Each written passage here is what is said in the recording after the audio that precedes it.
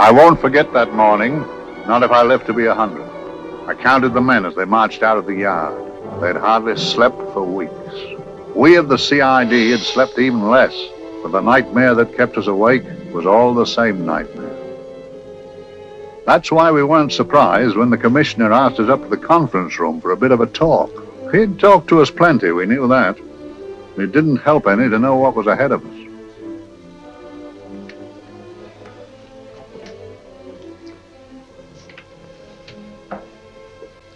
Must we have that window open, Gregson? Oh, shut it if you want to.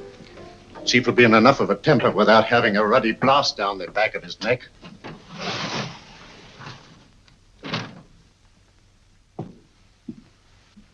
Gentlemen, the commissioner. Stuffy in here. Be seated, won't you? Gentlemen, if you wish to know what able men you are, read any of the works of popular fiction that glamorize your achievements, but don't, I beg of you, read the daily papers. They might give you an inferiority complex. I hate to mention it, but we're confronted with a series of the most atrocious murders since Jack the Ripper. And in the meantime, the CID might as well be playing at shove-hate-me for all the good we've accomplished. Now look. Here, here, and here. Each of these red flags scattered through the city stands for a woman brutally murdered, a woman's terror, a woman's death agony. These are no ordinary crimes. These are the works of a fiend who kills first and mutilates afterwards. A ghoul who hacks off a part of his victim's body and carries it away with him, a loathsome souvenir of his butchery. 3 women murdered so far, and you haven't turned in one clue. You haven't given me one lead. Here you sit and wait for news of a 4th victim, with your arms folded.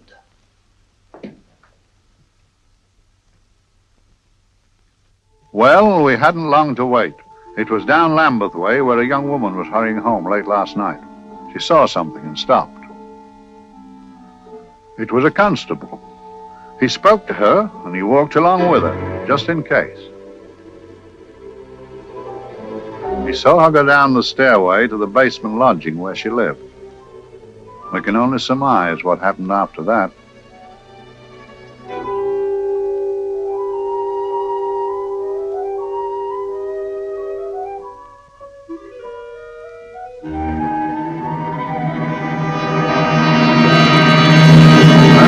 My pride in my pocket and went to see the man who'd so often helped out Inspector Lestrade and myself in the past, Mr. Sherlock Holmes.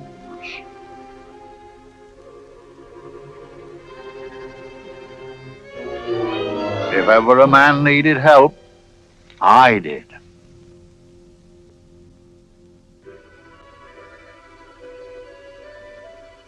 This makes 4, Inspector. 4 defenseless women here in the heart of London. And everyone with the right forefinger hacked off. Not hacked, Inspector Gregson. Cleanly, expertly severed. The work of a skilled surgeon. That's our only clue. Much about the age of my sister's girl. Is there no way of stopping this, Mr. Holmes? Yes. There's a way, somehow. The fiend that did this. I promise. I promise. We've nothing to go on. That's the rotten part of it. We can't get far without knowing the motive. Well, at least we know what the motives were not. It wasn't robbery, nor passion, thanks be, nor yet vengeance. Because they all came of totally unrelated families. Steady, Inspector, steady. Sorry, Mr. Holmes. I don't turn a hair when it's a bloke that can look after himself. A little slip of a thing like that. Yes, it's horrible. Come on, let's get a drink.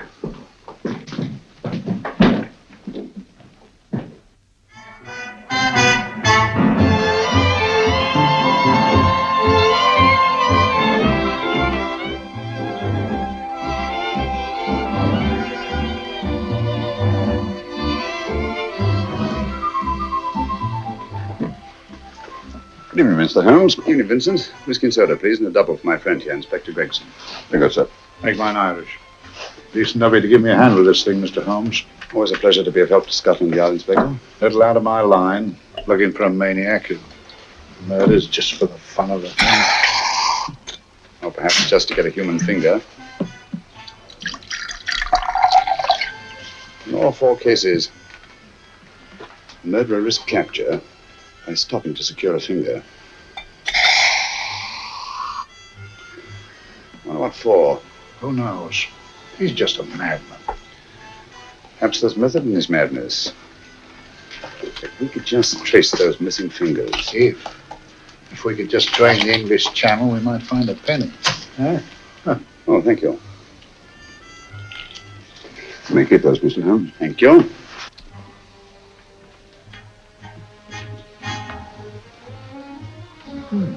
Sir George Fenwick, isn't it? Yes. Is that his daughter with him? Don't be so naive, Inspector. You know everyone, don't you, darling? Well, hardly.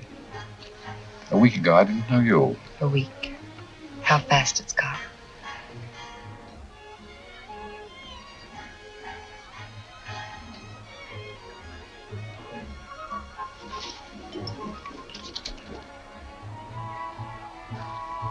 I collect these things.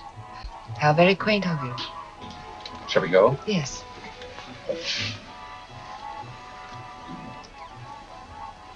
What are you looking at, Mr. Holmes?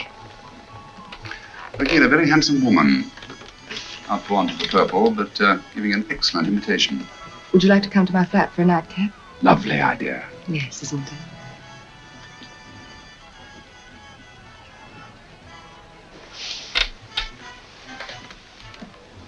Wonder where she's taking Sir George Fenwick. Don't be so naive, Mr. Holmes.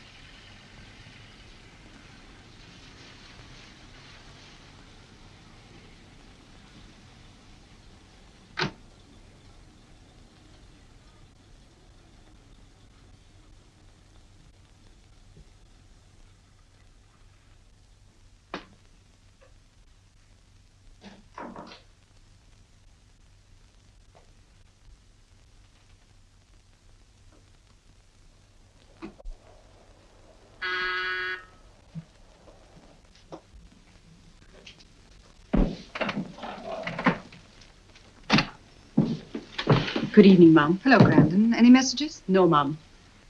Thank you. Drinks, Grandon. One of your nice surprises. Yes, Mum. I say, you don't mean that... Grandon's a marvel, aren't you, Grandon? Yes, Mum. You wouldn't believe the things she can do. Ah, charming place. Delightful. Really? Do you think so? I'm so glad. Do sit down. Do you mind? Do I mind? What a question. I don't mind anything, really. Except not being with you. Now, you really don't want me to believe that, do you? Not too seriously. Good. We're both quite grown up, aren't we? Quite.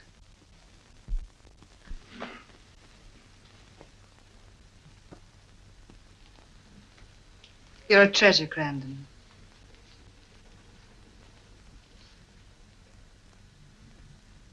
And lower the lights a little as you leave.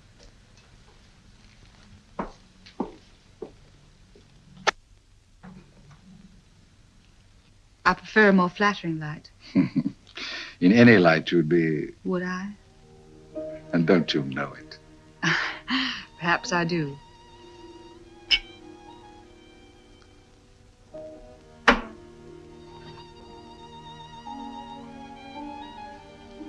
Oh, that priceless woman. You wouldn't believe it, but she's absurdly romantic. She loves dreamy music, and she thinks that we... But we do, don't we? Do we? Well, it's rather soothing, restful. Yes. And we all need rest at times. like tired children who've played too long. You've played with wooden soldiers, I suppose. Funny. Hadn't thought of that for years. Toy boats were my special joy. Anything I could set afloat anywhere. Like this. And this. Toy boat sailing into the Never Never Land. The land of beautiful dreams. Look. Look, odd, isn't it, how the light is reflected? Little specks of light that move and move, like stars on a slowly moving stream.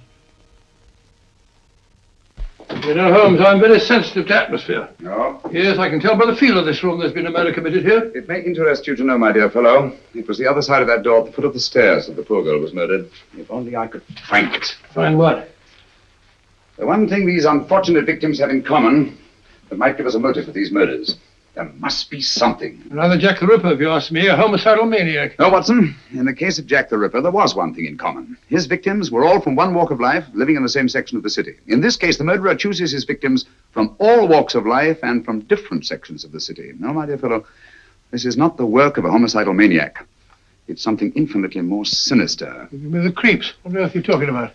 Watson, I'm convinced that these murders are only incidental to some larger and more diabolical scheme. That may be, but why the severed fingers? The answer to that question, my dear fellow, is our only hope of solving these mysteries. Dear sister, I am so happy. I had such a lovely holiday at Brighton with you and Alf. And I'm looking forward to being with you again. Poor little thing. Sort of raises a lump in your throat. I can picture her sitting here happily writing this letter. And I'm not bit realizing that she's shortly going to her death. Hello? Gregson. Oh, there you are, Mr. Holmes. I've been looking for you everywhere. What's happened? Murder in Edgware Road, not half an hour ago. Woman? Yes. And the right forefinger cut off clean.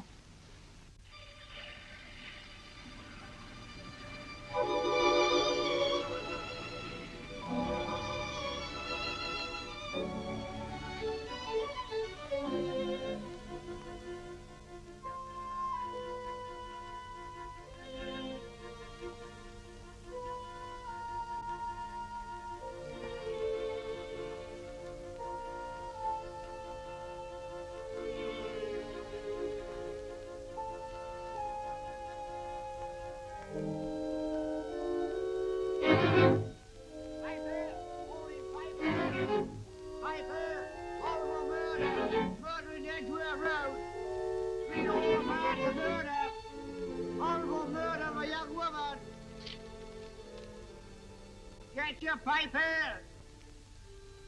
All for murder, paper, all about the murder.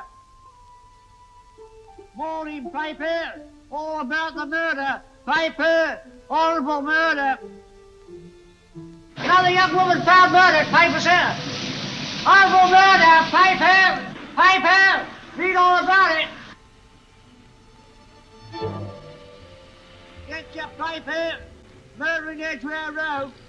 Horrible finger murder. Shocking murder. Murder in Edgware Road. Horrible murder of a young woman. Read all about the murder.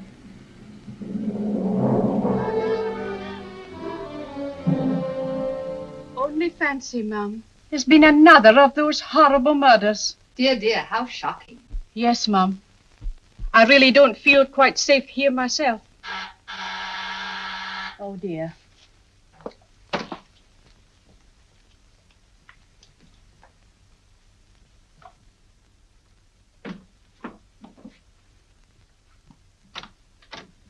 Why, Sir George! I must see Miss Marlowe at once. I don't know if she... I must see her. Where is she? Lydia. Why, Sir George, what is it? What happened? I don't know.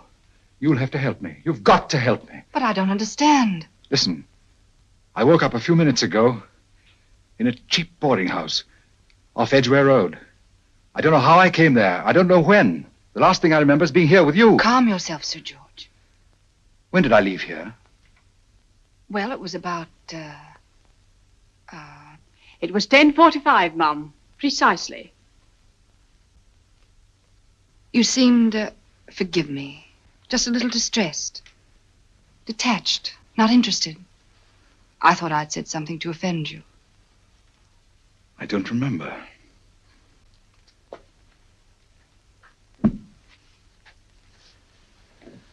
I can't remember. Tell me, has this happened to you before? Before? Well, there is such a thing as amnesia, you know. If it was 10:45 when I left you, it was 9 this morning when I woke. Over 10 hours lost. 10 hours that I can't account for. And in my pocket when I woke, I found... Yeah, in my pocket. That isn't... Oh, it's not for you, of course. It can't be. Excuse me, Mum, but there's a man asking to see the gentleman. Send him away. Yes, Mum. No, please. I'll see him.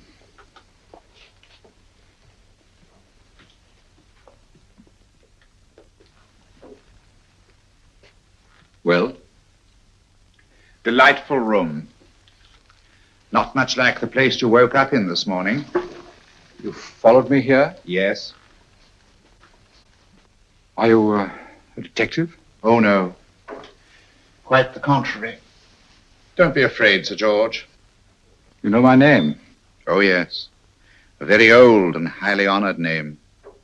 And being the bearer of such a name, and also a very wealthy man, I thought you might care to possess yourself of this trifle. Rather than let it fall into the hands of the police. 'Tis yours, if I'm not mistaken. The initials, GF. Where did you get this? It came out of your pocket. I saw it fall, but you never noticed. You were very busy, bending over something with a knife. Then you put something in your pocket.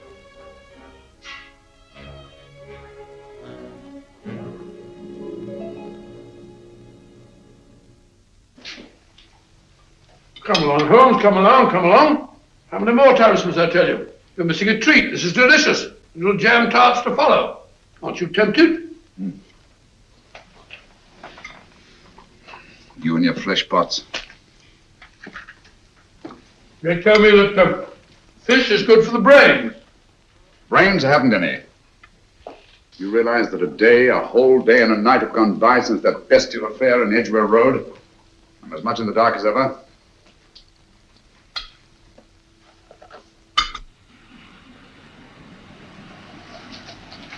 Hello, here comes a client, unless I'm very much mistaken.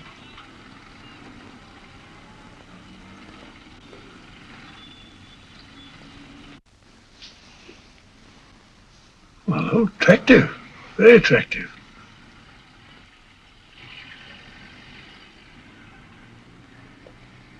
Obviously, she left home under the stress of some very great emotion. How do you know that? She isn't wearing any gloves. A startling omission in a young lady of fashion. Well, she didn't put her coat on. Open car, too.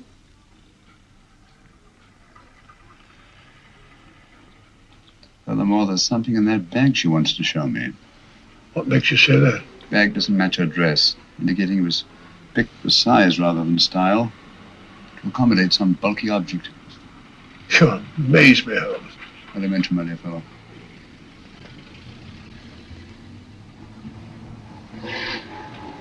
Well, that's interesting. What is? A cab. Turning at the empty house. Wonder why he followed her here. Oh, wouldn't you? Quite possibly with glasses.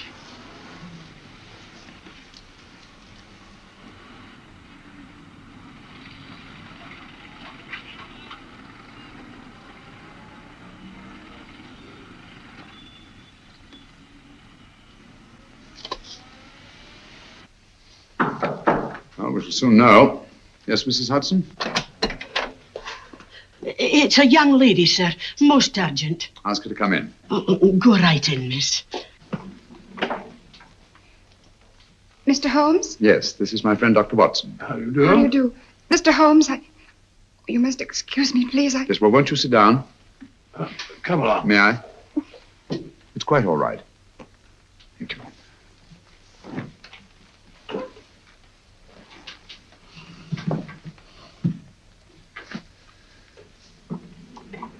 Now try to control yourself, Miss Fenwick. You're with friends. You know my name? No magic, I assure you. I've often seen your picture. You're the daughter of Sir George Fenwick, aren't you? Yes. It's about my father that What about your father, Miss Fenwick? Oh, I don't know what to do. He's always been the nicest, dearest person. Only since Mother died. Yes, we do. We know. So I didn't think anything of it when he was away all night before last. But he didn't come home until yesterday at tea time. Didn't come in for dinner at all. Just paced up and down in the library hour after hour. I begged him to let me in, but he wouldn't. Steady, steady. Now take your time.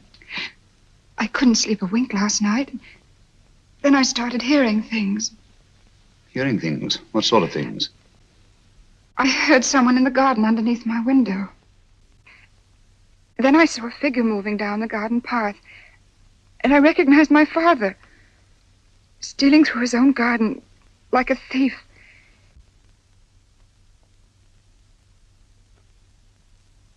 He had a spade in his hand.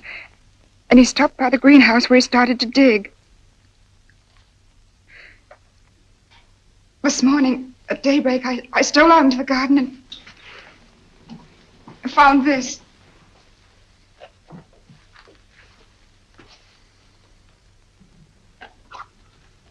A finger. A human finger. Bring up Scotland Yard, will you, Watson? Ask them to get hold of Inspector Gregson and tell him to meet us at once at George Fenwick's house, Kingston. Operator, get me Scotland Yard quick. Where's my father, Norris? He's still in the library, miss. Thank you. We'll see him right away. Will you come with me, please? Thank you. I got your message, Mr. Holmes. Yes, indeed. Dad, may I come in? Dad.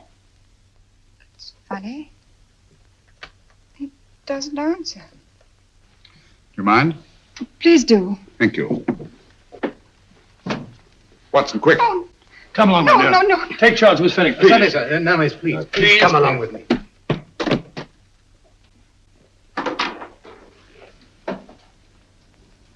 Dead? Yes. What do you make of it, Doctor? Shot in the back between the second and third ribs. The bullet undoubtedly had penetrated the heart. Look at the powder marks on his coat. I was afraid of this. What do you mean? Don't you remember the man in the cab who followed Miss Fenwick to Baker Street? Well, you don't think he had anything to do with it, do I you? think it's reasonable to assume that he tipped off someone that I'd been sent for. Sir George has obviously been murdered to keep him from telling me what he knew. What was the weapon used? Small caliber revolver, point blank range by the look of the wound. The murderer came in through those French windows. The mud from the garden he brought in his boots. Sir George must have surprised the intruder. Passed the room to him here. What follows we can't tell. But from the location of the wound, I'd say that he turned his back for a moment, and as he turned, the muzzle of the revolver was placed between his ribs and one muffled shot fired. And you mean to say he kept on going, even after he was shot? There's no doubt about it. Look there. The trail of blood leads us back to the desk. Something Sir George was after. Something. I know. He was trying to summon help, poor chap. I don't think so, Watson. There's the bell pull by the fireplace. No, you'll notice from the trail of blood that Sir George made straight for this desk here. I wonder, there was something he was desperately anxious to get. Hello. His right hand's clenched. That's perfectly natural. Death agony. The left hand lies open. Why only one hand clenched in the death agony? The right hand, the hand nearest the desk. Please note that. If Sir George took something off this desk, something so important that he spilled his last drop of blood to get it, I want to know what it is.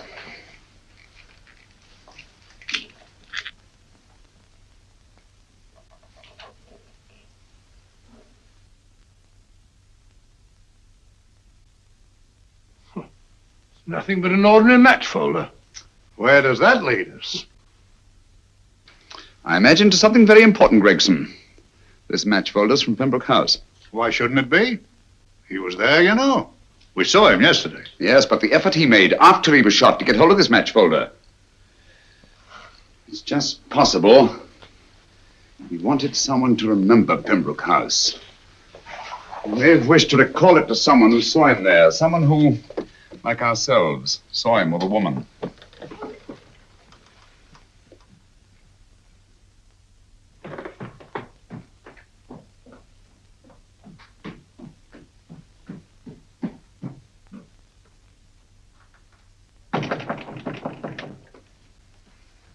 Come in.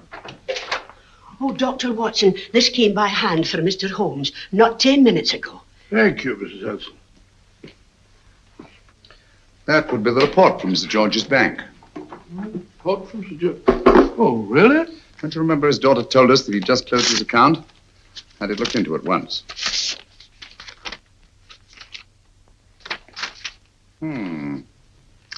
He drew out his entire balance in cash, nearly £10,000, yesterday, just after that young woman was murdered. What does that suggest to you, Watson? But he paid it out to someone. Precisely. I smelled a faint, sweet odor of blackmail. You don't think he paid it out to someone who saw him murder the McLean woman? Sir George never murdered anyone. But he did have that woman's finger, and he empty did have and pay out a lot of cash. That's the terrifying part about blackmail, Watson. The victim is afraid to fight the accusation, no matter how false. Once the accusation is made, his name is smeared, and sometimes his life is ruined. Well, Sir George didn't commit these murders. What fiend did? I rather think they're not the work of any one man. Oh, come, Holmes. You don't expect me to believe there's a whole organization going about killing people and chopping off their fingers. No, it's possible, quite possible. Well, whoever's behind all this thing must be out of his mind. On the contrary, my dear fellow, if my assumptions are correct, this little scheme has behind it the most brilliant and ruthless intellect the world has ever known. You don't mean Professor Moriarty? I do. Oh, steady, Holmes. You've got him on the brain. This is the third time in as many months you've suspected him of unsolved crimes. He's dead, you know. Is he? Is he? You know he is. He was hanged in Montevideo, well, over a year ago. I know that someone was hanged in Montevideo under that name. But I'll stake my reputation that Moriarty is alive and here, now in London. Hello? Yes, but Dr. Watson, wait a minute. Me? Well, yes. This is Dr. Watson speaking. No, I'm afraid I've retired. I don't practice anymore. What? Oh, that's a different thing. An emergency case. Well, just a minute. Yes? Yes, well, see, she's not moved. Remember that? Don't touch her till I get there. Fractured case in McCardle's Mews. Heavy woman. 14 stone. Look at dust. 14 stone. Just the sort of person who would hoist herself up on a stool to feed the canary. There ought to be a law against fat people keeping little dicky birds. Well, so long, old man. I shan't be very long. Haven't used that bag since I brought little Amelia, what's her name in the world? She grew up to be a very unattractive child. Oh, who wouldn't with a name like Amelia? Amelia.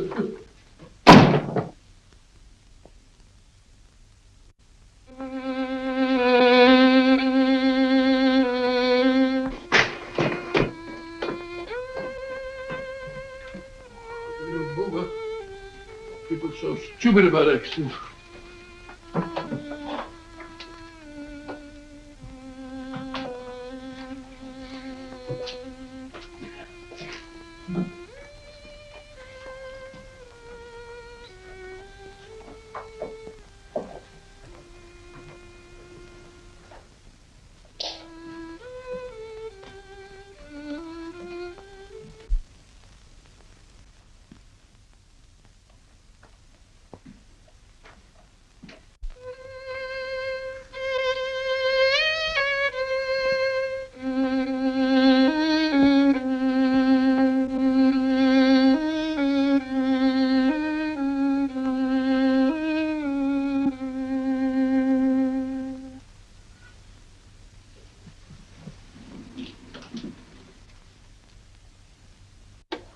Oh, Professor Moriarty.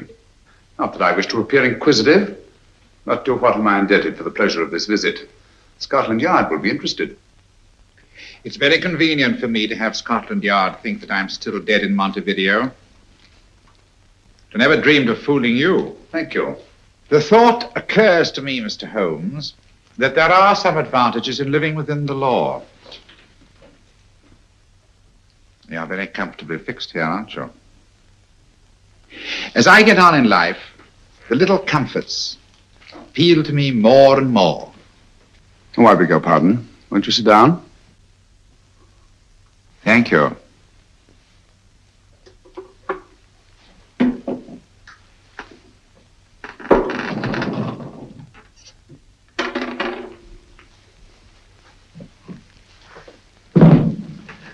And now, Professor Moriarty, what can I do for you? Everything that I have to say to you has already crossed your mind. And my answer has no doubt crossed yours. That's final? What do you think? I shall not rest until you are hanged for the finger murders. You've no proof, you know. No, not a shred. But I have you. I could turn you over to the police here and now. You could. But if you did, you'd never see Dr. Watson again. Oh, the telephone call. Quite. I rather assumed you had taken some such precaution. Or I should have snatched up a revolver and indulged in a fit of heroics when you came in. Very smart, aren't you? Not smart enough, or I should have anticipated you. But if any harm comes to Dr. Watson, I shall seek you out. I shall not rest until I find you, and when I do... No harm will come to Dr. Watson this time. But I can't answer for the future. Mr. Holmes, I should strongly advise you to drop this case. Don't be silly. Think it over. We've had many encounters in the past. You hope to place me on the gallows. I tell you I shall never stand upon the gallows. But if you are instrumental in any way in bringing about my destruction, you will not be alive to enjoy your satisfaction. And we shall walk together through the gates of eternity, hand in hand. What a charming picture that would make. Yes, wouldn't it? You know, I really think it might be worth it.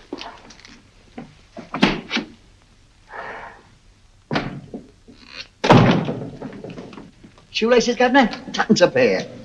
And strong enough to hang yourself. How many more times must I tell you I don't want your filthy shoelaces or your company? Shoelaces, Governor? Blasted impertinence. Run along, my good man, or I'll give you in charge. Shoelaces, Governor? Shoelaces, Governor? Help a poor bloke. What's only got one arm? Any luck with Mr. Holmes? You can read his obituary in tomorrow's papers.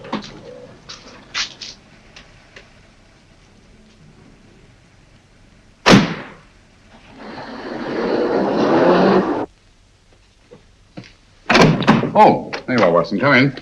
I was, just going out to look for you. Look for me what for? Suppose you don't think I know my way about. Well, you're right, I don't. Blast all practical jokers anyhow. Know where I've been? On a wild goose chase. Exactly. There's no such number in McCardle's Muse. Some fool's idea of a joke. Did you see anyone? No, nobody especially. Only a whining old idiot selling bootlaces. Persistent beggar, wasn't he? Stuck to you like grim death. Huh? How do you know? And finally left you for someone who looked like better pickings. Someone, my dear Watson, was Professor Moriarty himself. What? He's just called on me. Moriarty here and you let him go? But you must be out of your mind. Why?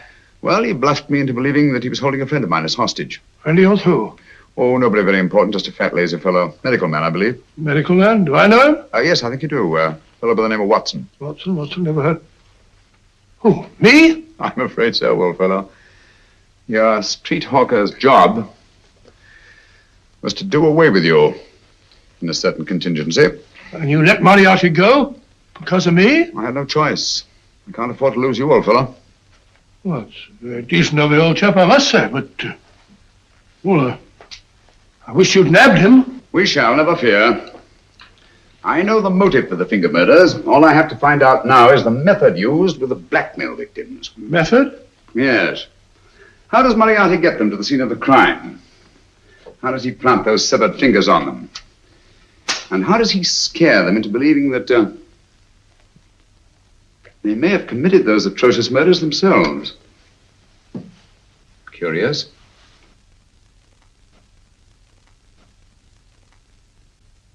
Very curious. Huh? Curious? What's curious?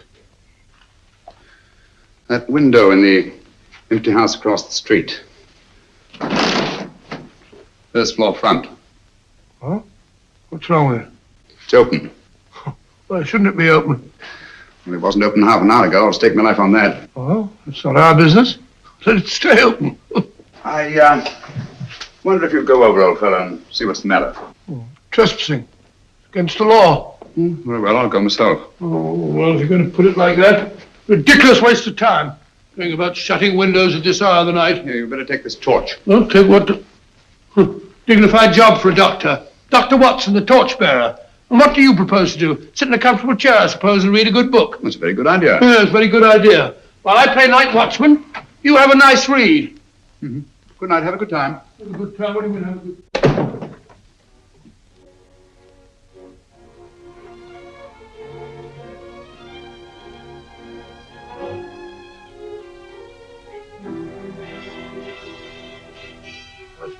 I've done everything.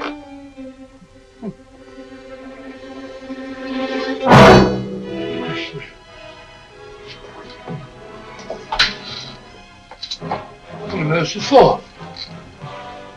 Oh! Umbrella stand. Pretty little thing to keep about the house. Must have been a pet.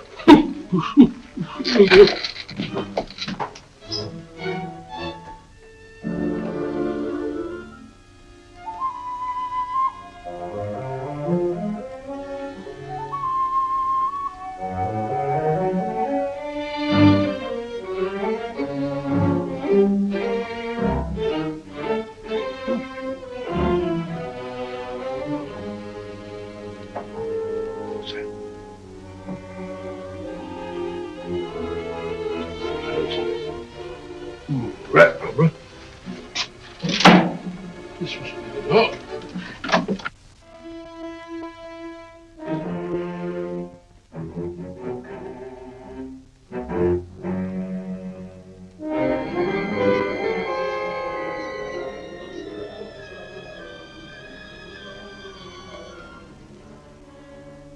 Well, he sits comfortably reading a book.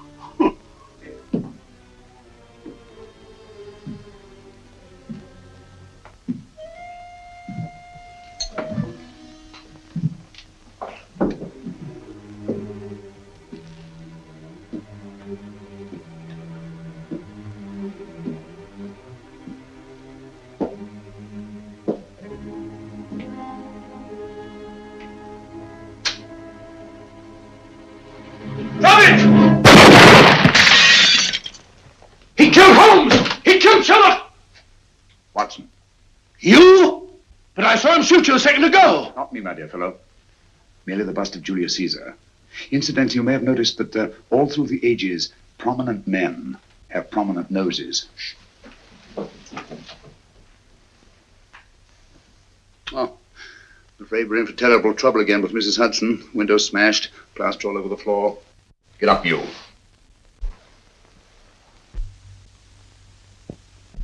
Corporal Williams, Middlesex Regiment. Discharged from the army as physically unfit. Papers seem in order. Now, Corporal Williams, you've seen service in the Far East, haven't you? The East? I thought so. Look at his complexion, Watson. Yellow as saffron. He's been taking atabrine. Cure for malaria. Sniper, aren't you? Sniper.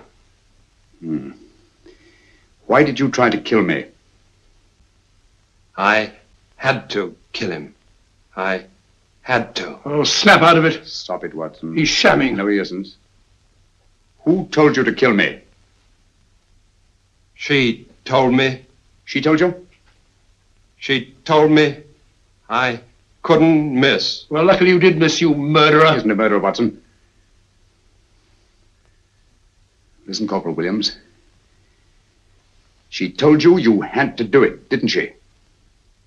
I had to do it. I've got it, Watson, I've got it. Got what? The method used in the finger murders. Well, what is it? Hypnotism, my dear fellow, hypnotism. And it wasn't against his nature, that's the devilish part of it. They picked a man for their purpose whose job was sniping. Who are they? Professor Moriarty and his finger murderers. Williams spoke of a woman. I think you'll find that she asked him home tonight for a drink. Nice quiet rooms, soft lights, music. You got it all pat, Mr. Holmes. What's the lady look like? Oh, up 30, nice figure, blonde, lustrous eyes. Oh, really? Got a phone number? Oh, so? Williams will give us her address. Look after him, Gregson. Don't let anyone come near him. He's our key witness in the finger murders. Well, I hope you're guessing right, Mr. Holmes. Get up, Williams. Now, go with Inspector Gregson anywhere he tells you. Come on. Yeah. Ring me as soon as he comes to himself, will you? I will. Good night, gentlemen. Good night. Well, if you believe that fellow Williams was hypnotized, I suppose you think Sir George Fenwick was hypnotized too. Yes, I'm quite sure of it. Have a cup of tea? Thanks, old boy. Nothing to eat. Well, why didn't these people make Sir George do the murder himself? Because they didn't want to get him hanged. They wanted to blackmail him. Well, who do you think the actual murderer is? One of Moriarty's gang.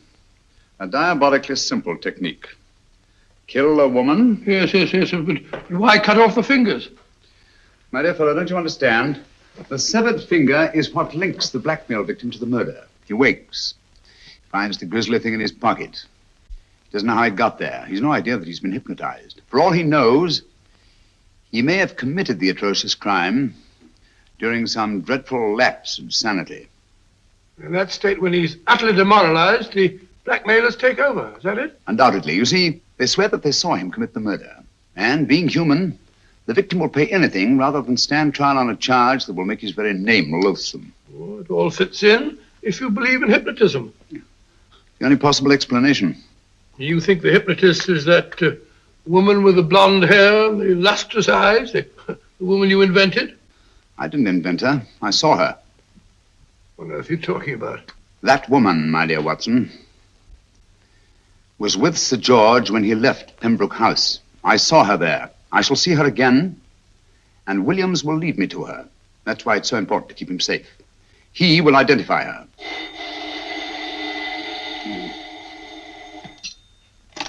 Hello? Yes? Inspector Gregson? What? Well, get every constable in the district. Yes, I'll be over at once. What's happened, Holmes? Williams is missing. Great Scott! Come on.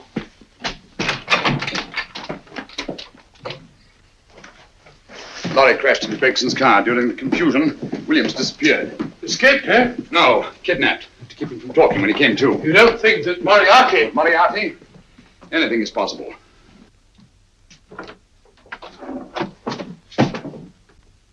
Williams! Dead. You see, anything is possible.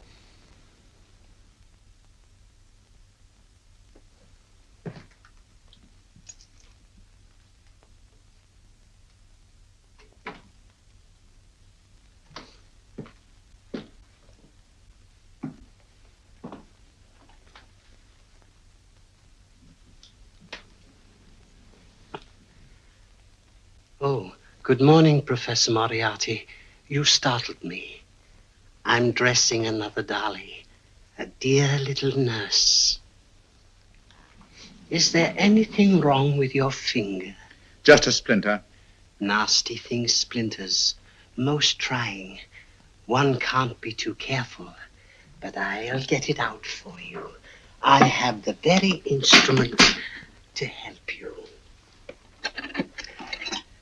Sharp enough to split a hair. Put those tools away until they're needed. But they're not tools, sir. They're instruments. Put them away. Is Lydia in? Yes. But really, you should let me. Get dressed. Holmes and Watson just left Baker Street for the Mesmer Club. Mesmer Club? The meeting place of all the top hypnotists in London. Do you suppose that Mr. Holmes is onto our method? If he suspects, it's merely a suspicion. It's our business to see that it ends there. I hope you're right. Williams passed away before he could talk, remember? What do you want me to do? Go to the Mesmer Club, meet Holmes, and induce him to come back here. Isn't that a bit dangerous? Every meeting with Sherlock Holmes is potentially dangerous. However, you say he didn't see your face at Pembroke House. And how would you suggest I get Mr. Holmes to accompany me here? Kidnap him? Oh, no. Holmes has one weakness, his insatiable curiosity. If you can arouse that, you can lead him anywhere. It's up to you to take advantage of any opportunity that may arise. This way, please, gentlemen. I'll tell Dr. Onslow that you're here. Thank you. So this is the Mesmer Club. If you ask me, hypnotism is a lot of mumbo-jumbo. Oh, come now, Watson. As a medical man, you must admit that hypnotism has its place in modern science. That may be, but 90% of hypnotists are crooks of the worst kind. Nothing more than a lot of charlatans exploiting weak-willed morons. Ah, Dr. Onslow, I believe. Happy to meet you, Mr. Holmes. Your brother Mycroft suggested I might be of help to you. He's a valued member of our little group of charlatans and crooks. Oh, beg your pardon, sir. I didn't know you were listening. Behind the curtain. My friend, Dr. Watson. Oh, delighted. How do you do? I wonder now. You see, we're in the midst of a little experimental session at this very moment. If you'd care to join us. Oh, certainly. That'd be very instructive. Oh, well, will you follow me? Thank you. Why should I know somewhere behind the blasted curtain? In treating his patients. But today, the therapeutic value of hypnotism, as we now call it, is conceded by innumerable physicians. Especially is it of value in surgical cases where the administration of local or of general anesthetic is inadvisable. Inadvisable poppycock. For the sake of latecomers, I may say that I have placed this subject under profound hypnosis. In this condition, he can feel no pain, even under applications which normally would be excruciating. Excruciating? You excuse me, please. Carter, you are having a peaceful sleep. You feel nothing. Your arms and your hands are without sensation. Mowbray, the long needle.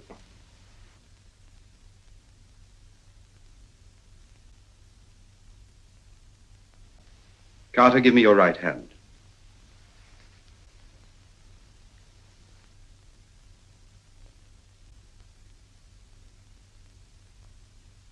As you observe, the needle has been thrust completely through the subject's hand. No feeling, no pain. This lack of feeling is the one infallible test of profound hypnosis. Nonsense. Fellow's full of drugs. Oh, isn't he? Definitely not, Doctor. Wake up, Carter, wake up. You feel well and rested, remember. No pain anywhere. Wake up, wake up. I say, when are you going to begin? All through, Carter. Stand up. This way, sir. And, these all the people that come here? Oh, no. Others keep dropping in all the time. I suppose it's all right for those who believe in it, but of course, I'm a professional man myself. Then you don't believe in hypnotism, Dr. Watson? I don't deny that there are certain types of hysterical, feeble-minded people who go around if you point your finger at them. But anyone with an ounce of character... How right you are. You see right through our little artifices, don't you, Doctor? Right through, my dear sir. Right through. Right so. But with the feeble-minded, as you say... excuse us, Mr. Holmes. Certainly. Step over here, won't you? Certainly, sir. Anything to oblige. Let me show you how easily we charlatans take advantage of them. Now, sit down, Doctor. Now, we set a thing like this in motion. It's wonderful, the attraction on the feeble-minded, of course. The continuous motion, if they just let themselves follow it. Of course, you could stare at it till doomsday, Dr. Watson, with no effect at all. Still, it might make you a little drowsy, like the white ribbon of road at night when you're driving. The rhythm is smooth, unbroken, and the road goes on and on, round and round, always the same, winding and winding. And you're drowsy, you're tired. Let the road come into you, as it were. The long road, the smooth road, the road to sleep. Sleep.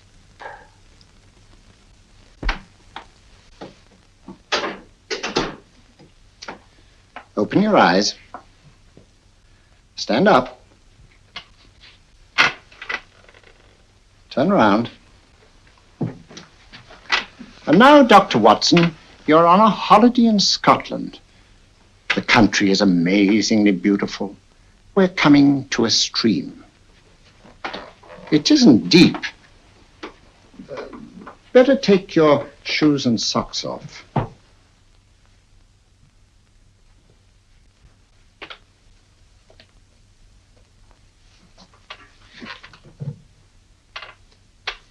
Roll up your trouser.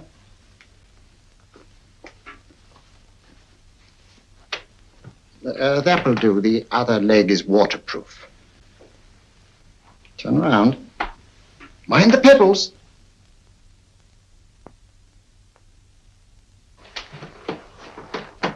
Sit down.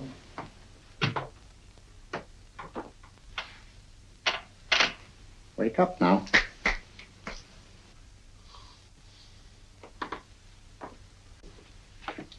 I see. What I tell you, it didn't work with me. Why, nobody with an ounce of character.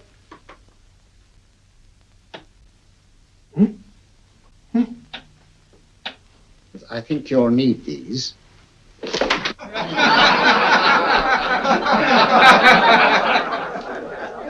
Something to laugh at? Watson, she's here.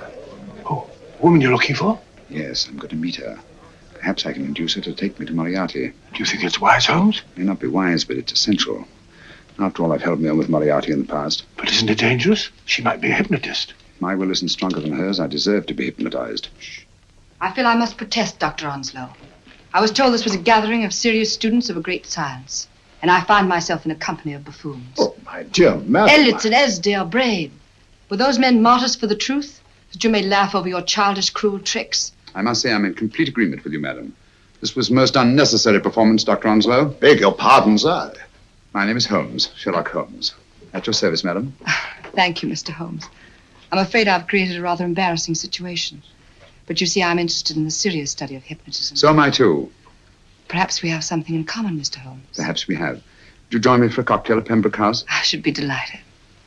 Good.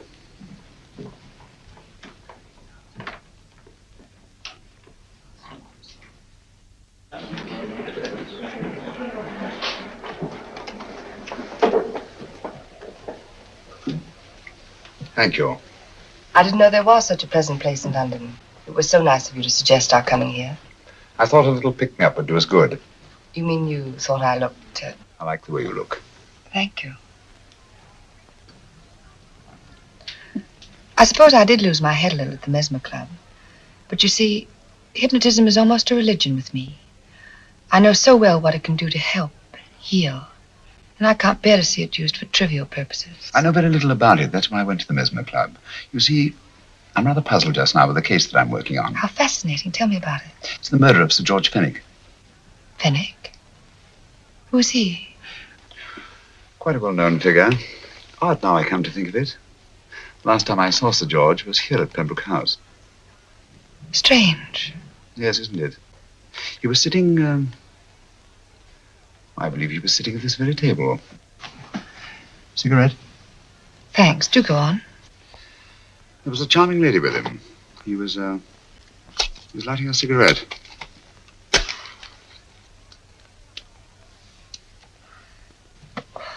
Charming.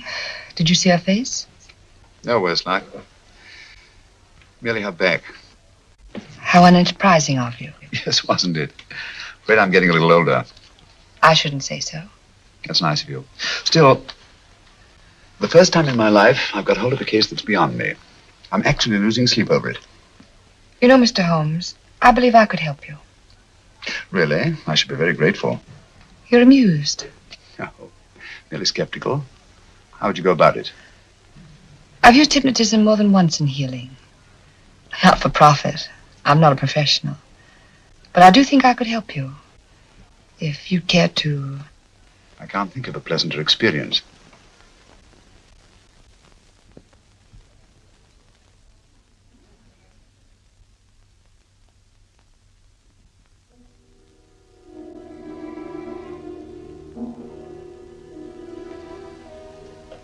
Low lights, music, is that all there is to it? You must relax, Mr. Holmes. I'm afraid you're a rather difficult subject. So I thought perhaps a little help. Materia medica might be advisable. Drugs?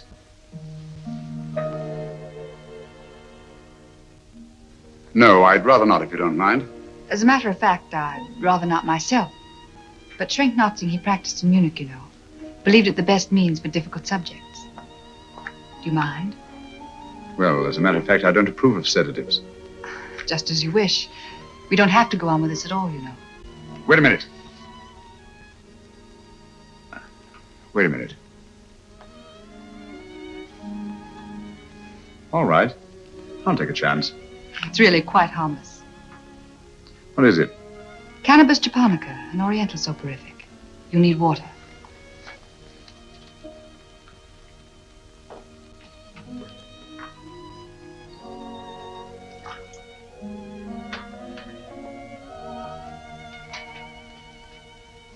Thank you. Now sit down, Mr. Holmes. You'll feel yourself growing drowsy. Don't fight it. Give in to it. Because you do want to sleep, you know. Just fix your eyes on this one white flower floating on the water. Empty your mind of every other thought. Follow the motion of the water. So smooth, not a ripple. Waters of forgetfulness. Steady, deep, strong. Strange, isn't it? How the light is reflected. Little specks of light that move and move.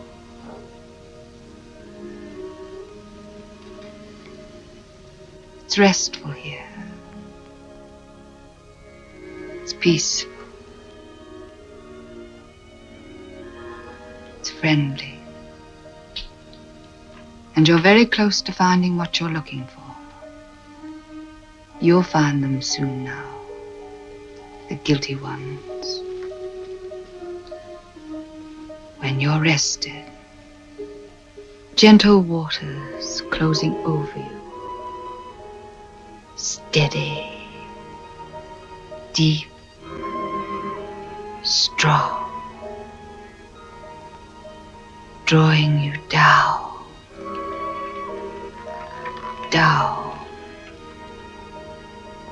down.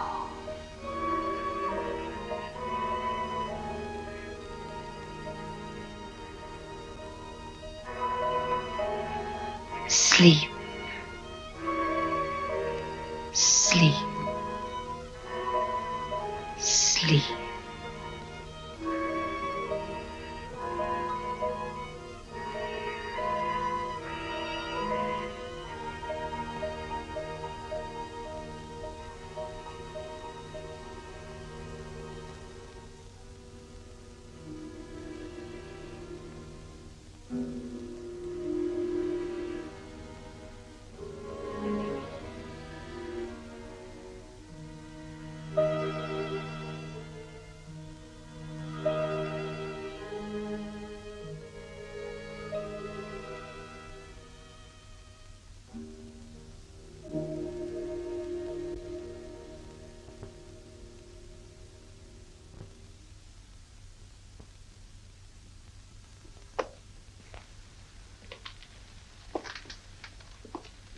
Here he is, Professor Moriarty.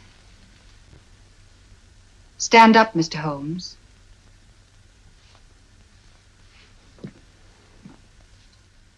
Open your eyes. Face this way. Are you satisfied? We are dealing with a clever man. He may be shamming. There's just one infallible test for profound hypnosis. You ready, Dr. Simnel?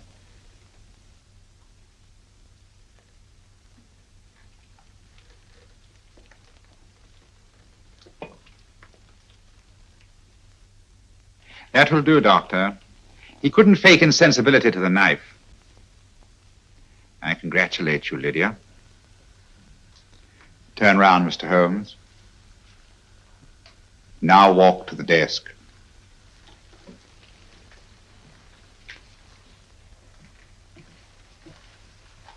Sit down. Take that pen and write what I tell you to write. I have at last found a case which I cannot solve.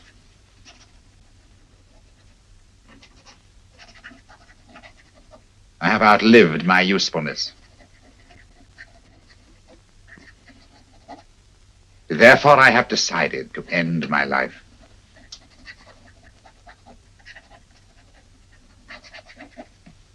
Sign your name. Now blot it.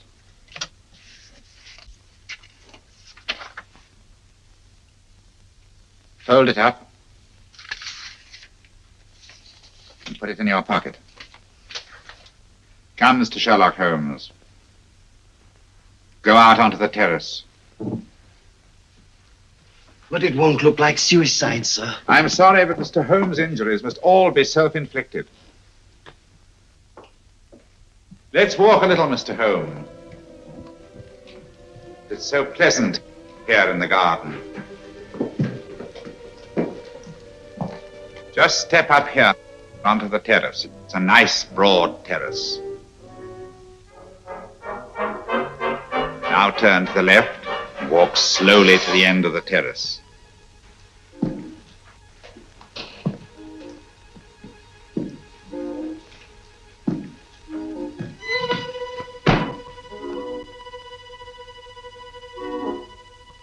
Don't stop. You must walk to the end, you know.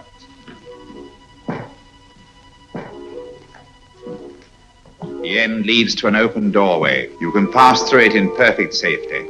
In the room beyond the doorway, you'll find what you've been looking for. Must you drag this on? This is the moment I've been anticipating for a long time, my dear. Go on, Mr. Holmes.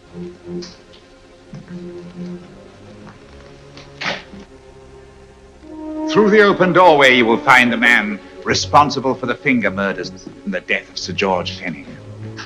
Professor Moriarty. Holmes! Stand still! What a beautiful view, Watson. I'm quite enjoying it. No, you're not. You're hypnotized. You're under a spell. Stand still. Don't move. Steady, Holmes. Steady does it. Stand perfectly still where you are. Nonsense, Watson. You don't know what you're doing. Of course I know what I'm doing.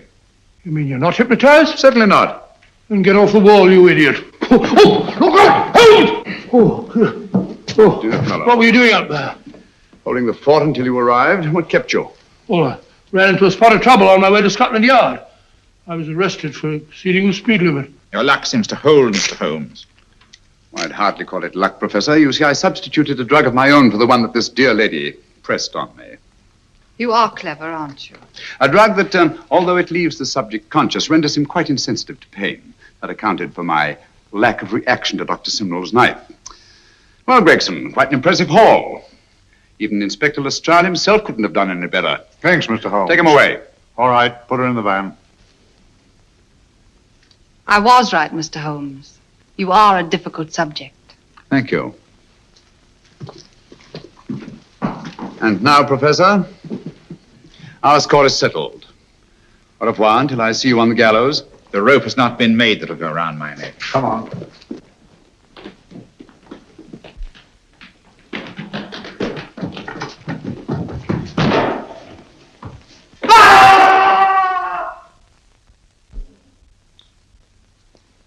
I'll take care of things, Mr. Holmes. Thank you, Inspector. Come on.